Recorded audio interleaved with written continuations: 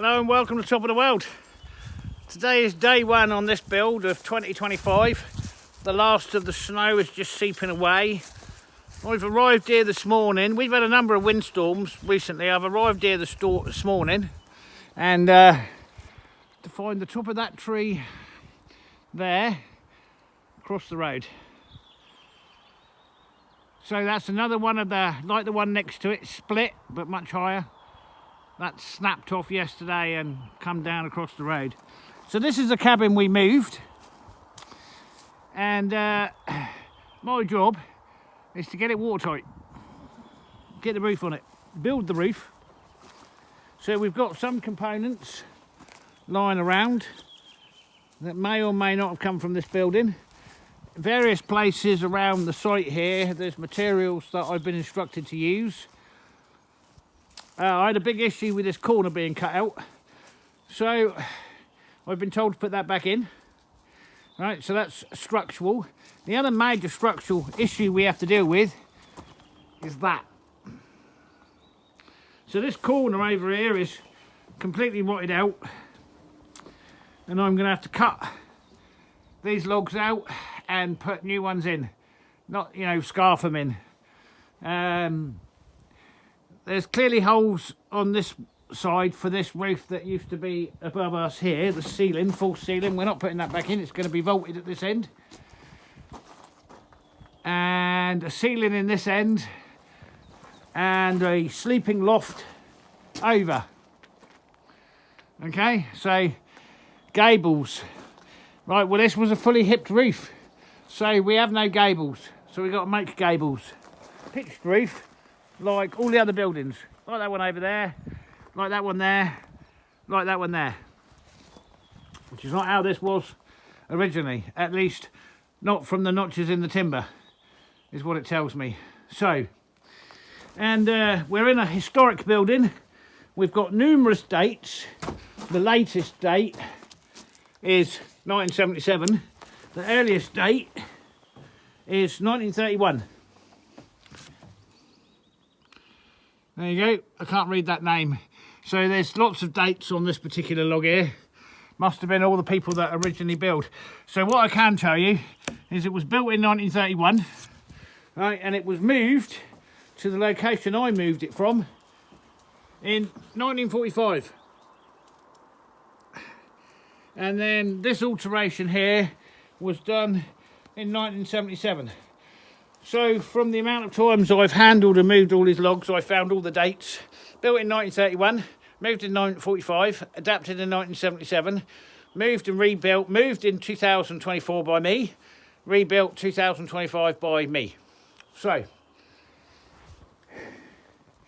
and we've got to do it in a traditional way, or as traditional as I can. Unfortunately, the rafters and everything are nasty, so once I've built the roof, I'm going to be putting in a ceiling on the inside. It also allows us to put an air gap in and insulate. Structurally, it's okay. There's rot. This bit here, because we're putting a traditional roof on it, my biggest concern would be wall push, and that's where the weight of the roof pushing down pushes left and right and pushes the walls out, because we can't put trusses in there.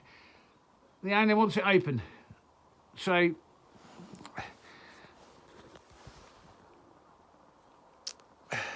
can I do that? Yeah, I can do that. I've just got to be real clever about how I do that and how I get the walls tied in.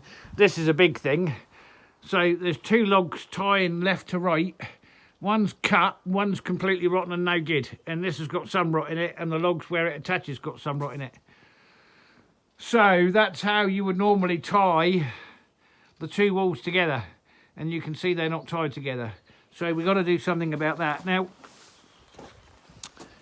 I can, and I have, use stainless steel wire, which you run it through to the outside, you bolt it, you can cover it up with a colour plate, and you can run wires through. So we'll set to and start working out what our pitch needs to be. Okay, so I didn't see this building before it was disassembled. other than the walling that I just assembled, and there's no pictures of it. Now very clearly this building never had a straight gable like that, right? It just didn't, and it was added on. I don't know how it was, but what I do know is we're going for this, right? And that means this.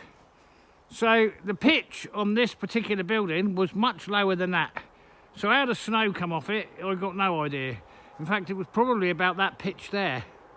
Anyway, I've done it at, ideally you would like a 33-degree pitch. Well, I can't get 33 because the rafters ain't long enough. Right, it is as simple as that. Would I prefer that? Yeah, because it'd also make the loft in the back bigger, but that's not what we got. I've got to use materials mostly that are on site. Do I have enough rafters? No. Don't ask me why, I don't know, like I say, what configuration. Now these rafters, these are either one side, a porch. Anyway, I've used them, they're the right ones at the back. See how they're painted? Well, when I put it back together, I will be turning them the other way around so the paint is inside the roof and disappears. Because I know there won't be any white on this building on the outside. So, I know they're white, but they won't be. I'll turn them around, you'll never know they were white. Anyway, that's the pitch struck.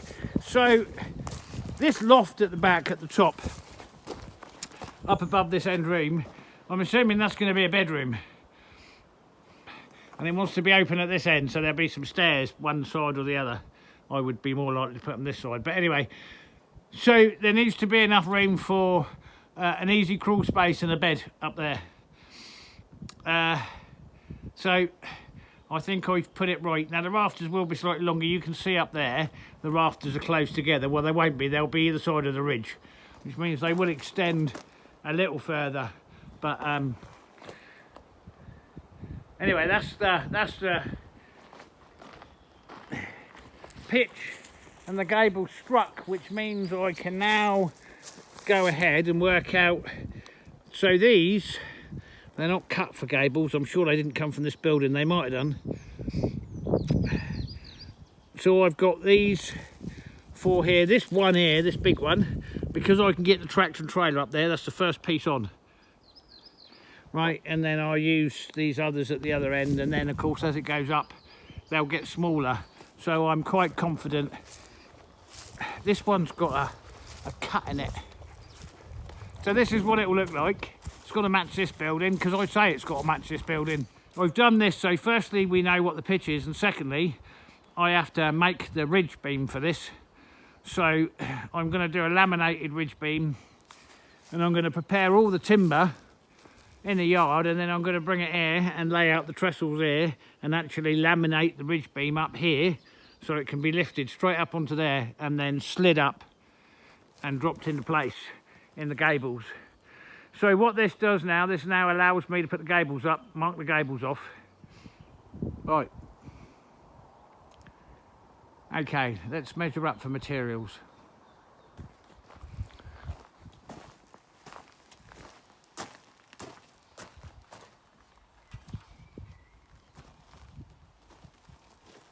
So whilst on site yesterday, I took all the measurements of all the dimensions of everything that I'm missing, that I've got to make up for that. And then the ridge. I've constantly debated about what to do with the ridge. So originally they've had a single piece cut in and put up there. But as that cabin ages and as it's been moved so many times, the structure's getting unstable, weak. We've got rot in places.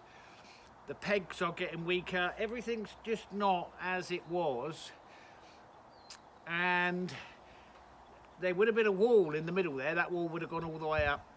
And now it's been moved. It wants to be open, like a loft. Which means I don't have extra support mid-span, which is why those walls were put in there. So the cabin in feet, it's a little over 8 metres, 20 feet. So I've got to do a straight 20-foot span, and I want as little deflection as I can. One of the extra issues you have here is you have live loads and dead loads when you're calculating beams. And a dead load is the load it has to carry continuously. right? Including everything, rafters, insulation, tin. Then you take into consideration your wind loading, and then you have live loads. Live loads is people, live loads is strong winds, live loads is rain, live loads is snow. Here, it would be considered that your snow loading could be a dead load, because your snow loading could be on the roof for 6 months. Could be on the roof for 6 months. So you have a semi-dead load, which is your permanent snow, and then your live load, which is your additional snow loading. And that's taken into consideration when calculating roofs in this region, and that's why you see, and there's plenty of videos of people clearing roofs, because once you get over your dead load and then your semi-dead load and your live load, once you get over a certain weight, you have to clear the roof, because you're going to get more deflection than you're permitted, you're allowed to, or the building will become structurally compromised. Anyway, did they know anything about this when they did? No, they didn't. They just used to take a big trunk and chuck it up there, and it used to work. Well, I don't want to put a big trunk up there. Firstly, I can't get it up there. Secondly, it's going to take up too much room. So therefore, I want to reduce the beam size. And a good way of reducing the beam size and eliminating too much deflection, and when a beam, a central beam deflects, it pushes the walls out. So as it comes down, it pushes the rafters, pushes the walls out. That's what I want to avoid. So I've taken a decision to laminate a beam. That's where you stick lots of bits of wood together. And I've done all the loadings and the calculations. And when I first done it, I came up with a 5 by 15 inch. That's 5 inches wide, 15 inches deep. And I'm getting too deep. It's bringing the ridge down too far. So then I recalculated it by using a pull in the middle, if you like, but not a beam. Something else I'm going to try and use. And I can get that down to 4 inches by 10 inches, but I'm going to do a 4 inch by 12 inch.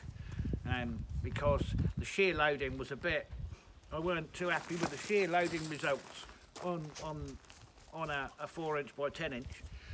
So we need that, so I need to cut the material for that. The other thing that's going to do, because the beam's so big, is it's going to allow me to actually laminate the beam up and make it on site, which has some advantages in transport and positioning, and then lifting. One of the easy things to do with a laminated beam is it makes it smaller and lighter, is it will allow me, once I put the gables in, to slide this one end up at a time and drop it into position, as opposed to a huge log which will take many men to do, and it's just not practical. So for strength and the best finish for inside, and to deal with this semi-dead loading of snow loading, and I have increased the pitch slightly to what the original building had to match the other buildings on site. So you know where we are with all this. I know it's distracting, I'm kicking the ball. Anyway, so then I've got to get some new floor joists out, and then I've got to make up this new corner. So we're going to get the forklift out, and this is all my dry stuff now, and dig out what we need from here, fire up the sawmill, and cut the materials that we need. Right, that was hard and heavy work. So each one of these, there's 8 of these, each one of these is about as much as I can lift now. Something tells me I'm getting a bit old for this. Anyway, I've got 8 of them. So what I've done is I've planed them both sides, and I've planed them in pairs. So 1, 2, 3, 4 pairs, all exactly the same width, depth. Right, they're all the same width, but they're sawn. It doesn't matter about the sides so much. So I've been and done my calculations, and I know the size that we've got to be. So 8 of these, they're going to go in their lengths, because we're 20 feet long. Some of these are 11 feet, some of these are 12 feet, a couple of them are 13 feet, I think. So I've got some options on how to do it. I'm actually going to make it up here and not make it up on site, because I can get a cleaner, squarer cut on the big saw bench than I can on site. So what I don't want to do is I don't want any joints at its maximum point of deflection or at its shear point. Its maximum point of deflection is going to be in the middle, right? So the obvious thing to do is cut the two ends of these two lengths and put them butt to butt and then cross the... No, not on the first one. On the second one, if you really want to put a joint at the maximum point of deflection, you could, but I probably won't. I'll probably stagger them all. You're not going to see this. So, and it wouldn't really matter if you were to see it. They actually look nice laminated beams, especially if you use the black glue.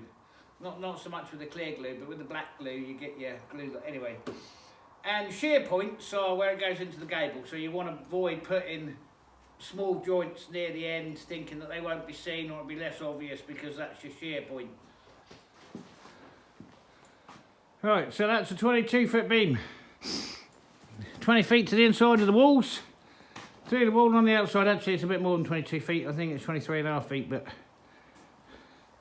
And then all my joints are staggered.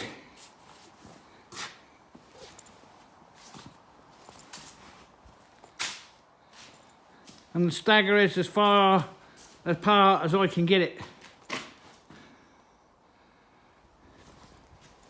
And that'll be numbered now. I can number that up into its position.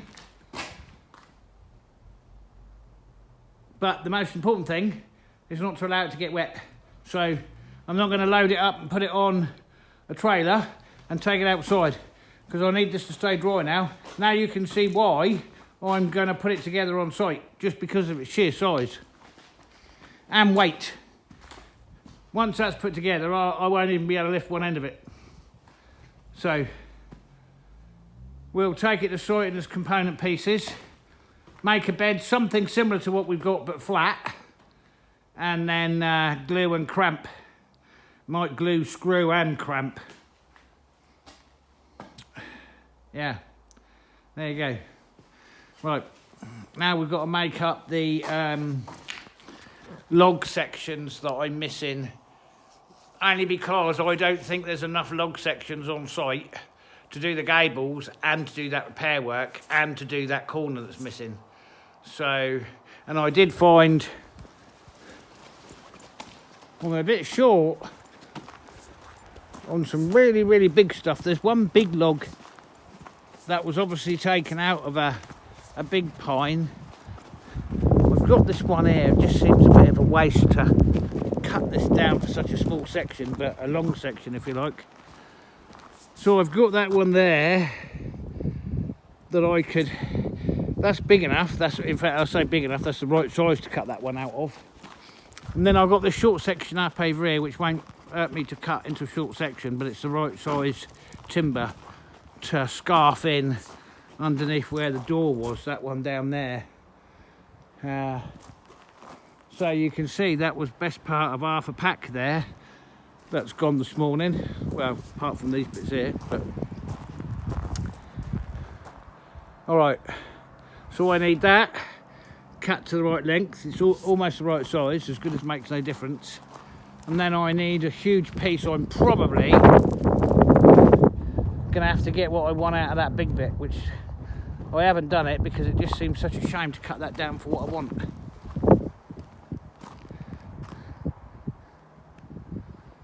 Yeah, that's 15 feet and, well, as good as makes no difference, foot by foot. That might be more, might be 14 inches by 14 inches, anyway.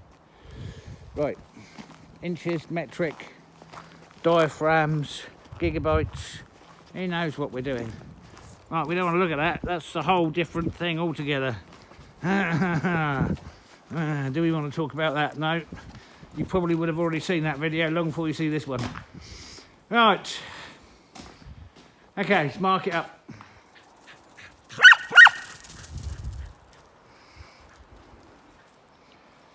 Alright, Monday morning. Here on site. Got some bits of wood hanging out the back of the van. Yeah. Oh look, there she is. Did we drive this morning on a little over tick over and take way, way, way longer than it should have done. Oh yeah, is it here? Yep. There. Right, that's the good news. That you won't have seen.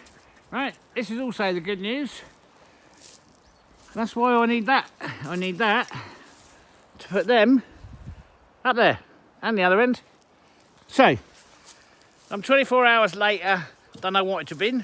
I wanted both these gables up today, and I wanted to be... Anyway, I can't, because this is my only day on site. Probably for a week or more. Why is that, Simon? Well, because as you can see, it's blue sky, sunny, and it's relatively warm. And tomorrow that all changes, and it all changes for as far as I can see on the weather forecast.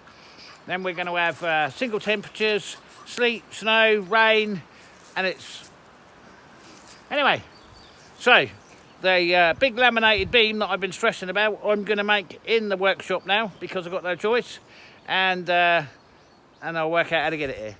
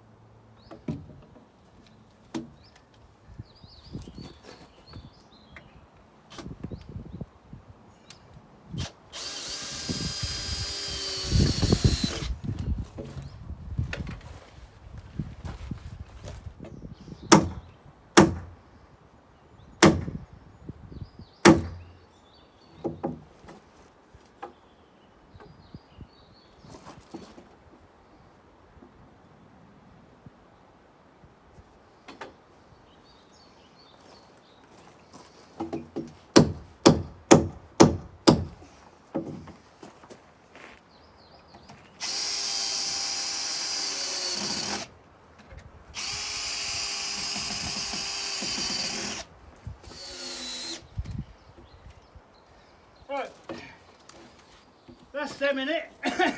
You notice I'm using screws and not nails or spick. Why? Well, because the old days, the old men, they would never have nailed in 6 or 8 inch nails. They'd have screwed in 6 or 8 inch screws with a battery driver. That's what they would have done. But they didn't have that ability, and I do. Right, so that's our floor now complete.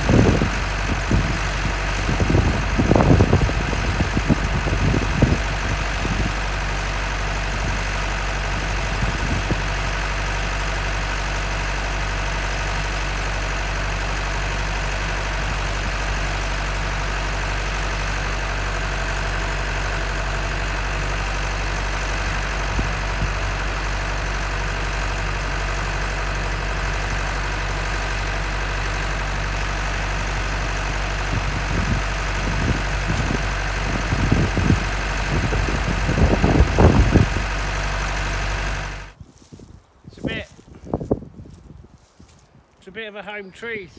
I used to climb up ladders with them on my shoulders, like that, bigger. Anyway, okay, so that's the two long ones up there, and then I put them on the bit of wood like that with the gap because I've got to put the filling in.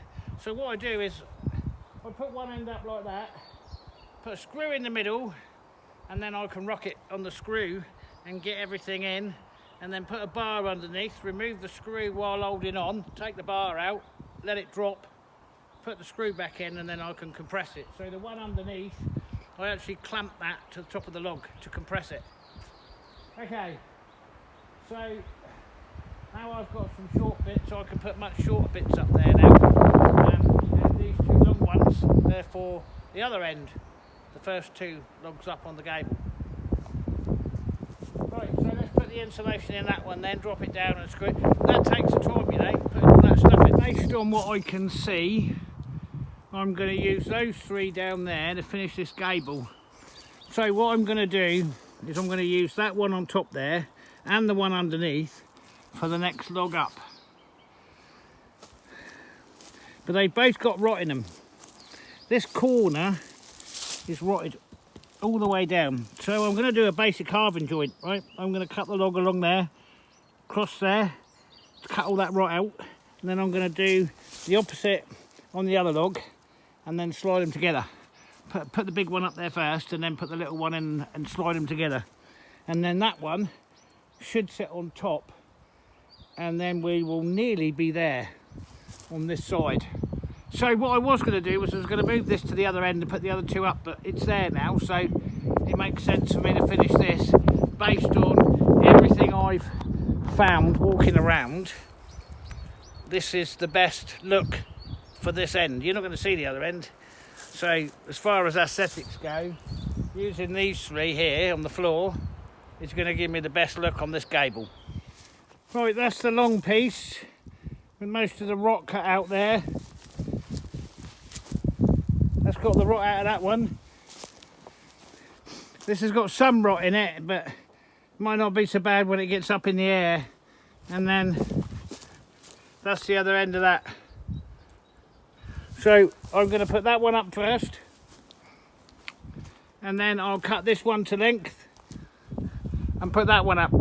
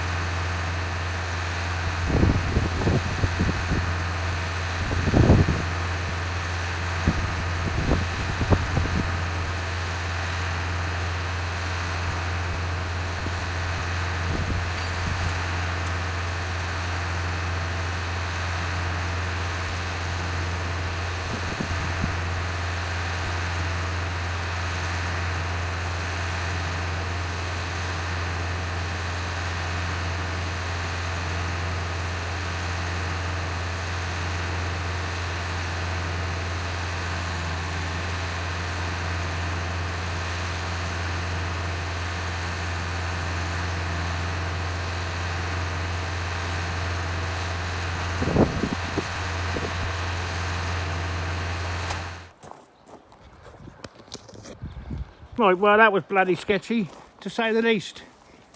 Oh dear.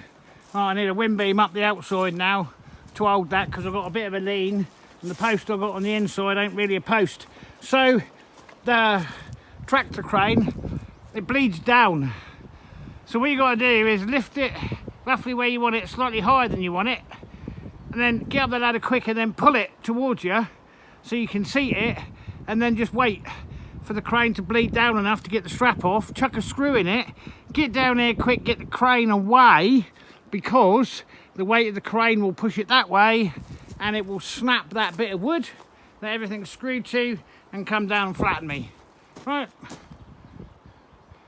Yeah. Sketchy. Right, well why are you working like this, Simon? Because I ain't got nothing else. Right. I'm too old to fork out all the money that's required on buying scaffolding, so I've done that by myself.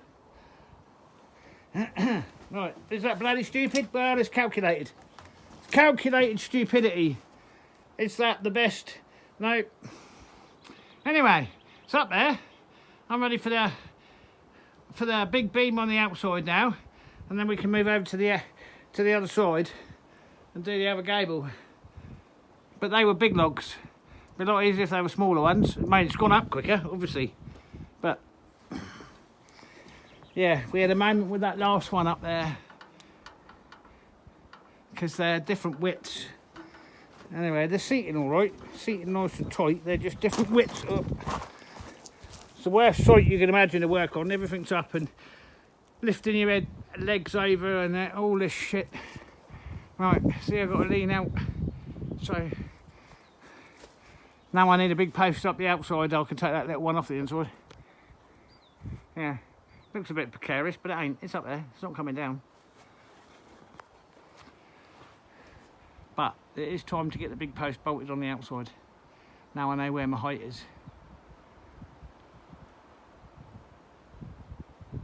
And then what you do with that is you make up your post, and then you do a recess and you put slots in, and then you bolt through with your slots on large washers, and what that does is that allows you to pull the cap off, undo the bolts and hammer the logs down, and it keeps moving down, because you put anything fixed up there, it's going to hang the logs up, and you want everything to sit down. So have I made those? No, I haven't. I don't know what time it is, but by the sun, let's say it's 15, 30, 100 hours. That's what I'm saying it is. Yeah, okay. I'm going to stop for coffee now, because that's just a bit ridiculous. Anyway, it's up there. And then what I do is I notch this one here, and I notch one above it before I cut, because that's how we're going to step the ridge up, like that. Get it up to the top, same on the other end. And then we cut our notch out the top log and roll the ridge in. Right, and then you'll have a solid ridge running all the way through. That's the plan. Have I got anybody to help me to do that? No, I haven't. And everybody here's old. You know, I hear it in the comments all the time. Well, and there's no help. Where? Well, I'll tell you how little help there is. Right, everybody in my village is old. Right, and more decrepit than I am. I'm one of the younger men in the village. Showing you where I am.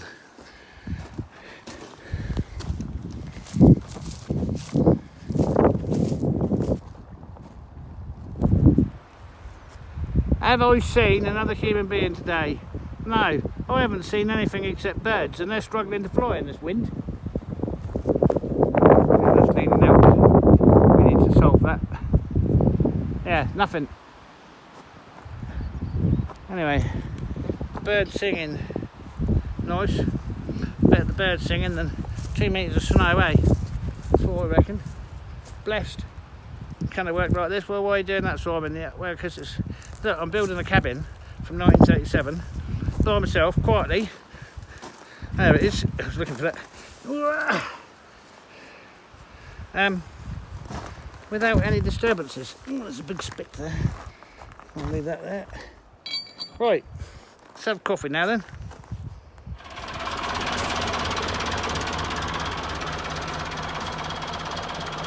Right, that's the best way I could get that. I put it up there on the bank, I've been around site and I've collected everything I think I can use, but I've only got 2 logs that I can use straight away, which is those 2 there.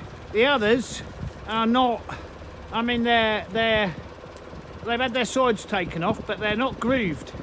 So I've got to make those up on the back of the tractor there. But there's no point in doing it until I know what length I need. So I've got the first 2, which is those red ones there. Oh, they're going on the bottom over there. So they'll be the bottom 2, but they're a lot smaller.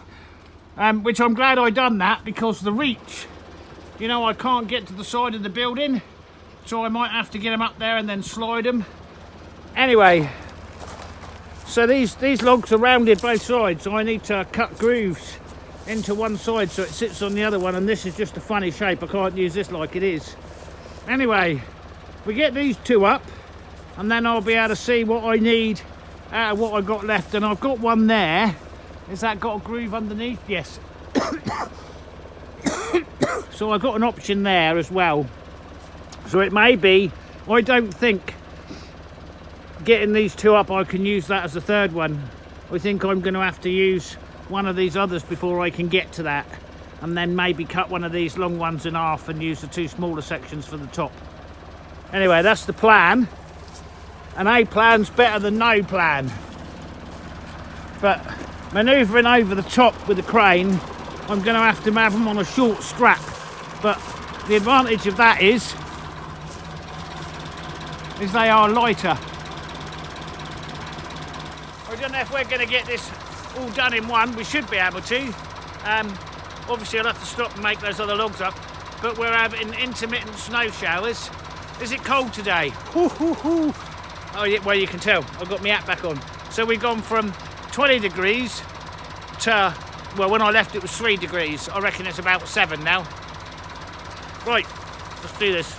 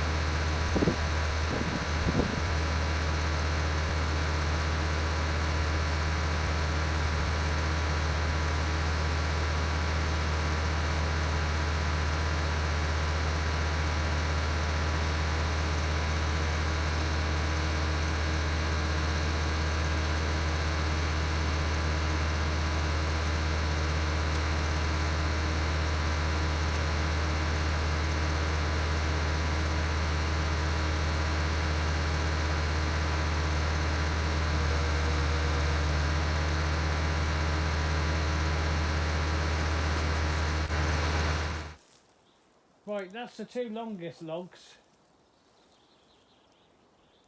That bottom one's a little bit shorter than I'd like, but I can make all this up. It is what it is. Yeah, you won't notice it when I'm finished with it. It just doesn't look very good when it's short like that on the end, but that make no difference for what we're doing at the moment. So that's the two logs that are shaped that will fit on top of each other. And I've had to turn the top one to make sure it was sitting on the bottom one when I test fitted them together on the trailer. So, yeah, I think I need to put the wadding under the second one up and then screw that into place, and then I've got to manually now prepare these logs to fit together from there up, because no more of them have been prepared, they're just raw log.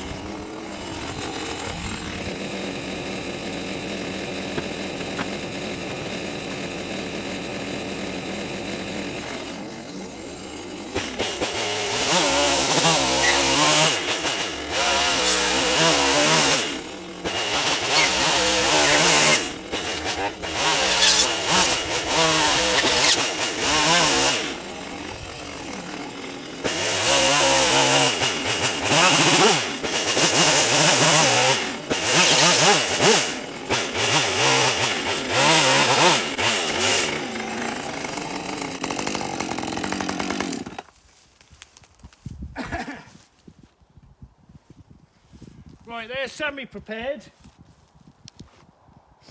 Would I recommend anybody without significant chainsaw experience to do this? No, I wouldn't. And if you are going to do it, because you've got to practice, don't do it on a metal trailer when you're surrounded by metal. Clamp the log in a place where you can practice with a chainsaw, because a chainsaw wants to kill you all the time and it wants to jump out.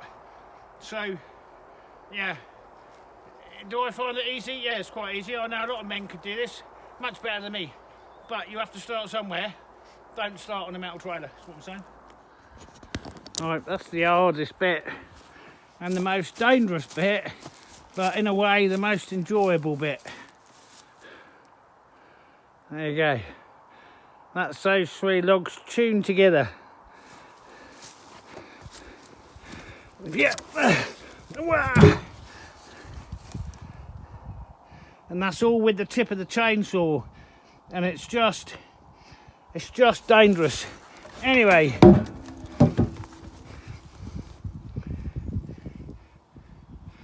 there you go. Right, that is those three. Wayne's got, funny enough, while I was doing that and I had the camera off, was the heaviest snow shower.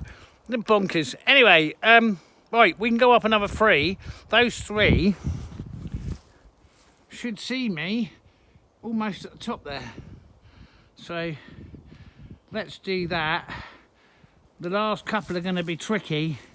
That middle one arguably is light enough for me to carry up, but that one's not unless I can shorten it. So that's we've saved the long one. We need to work this out yet too. This rotten bit here. So right, let's get them up.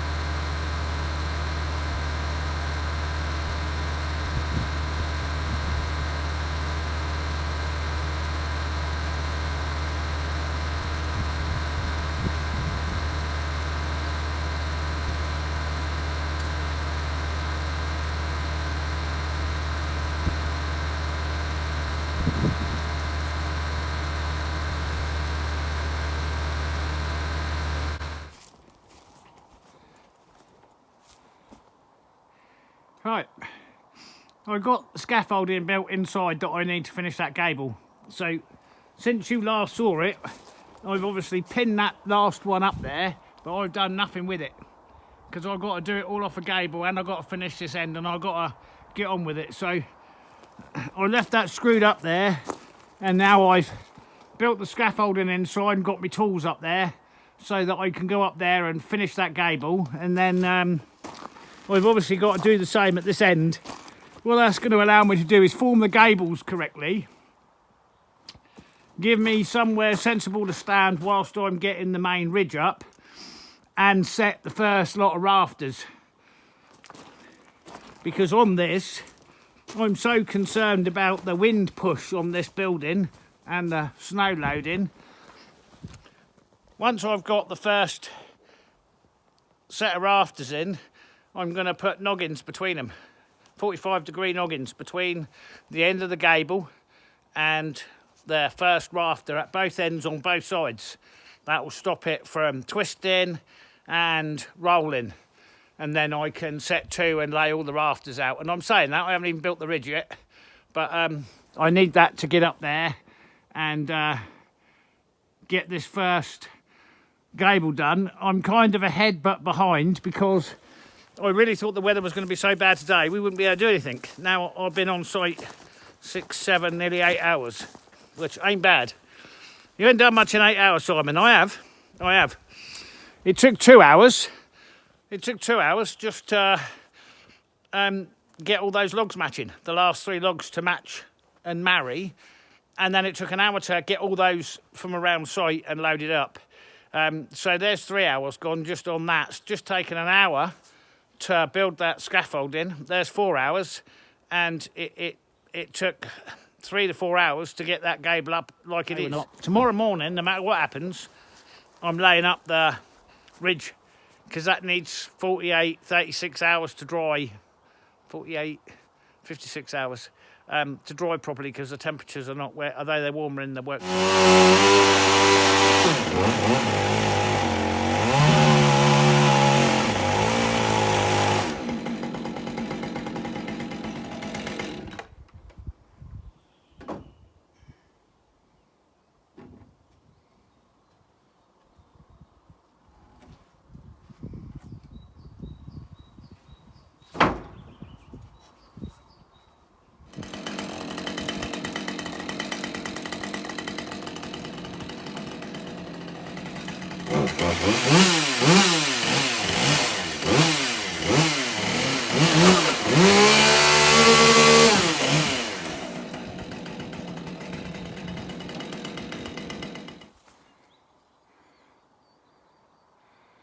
All right. Well, that's I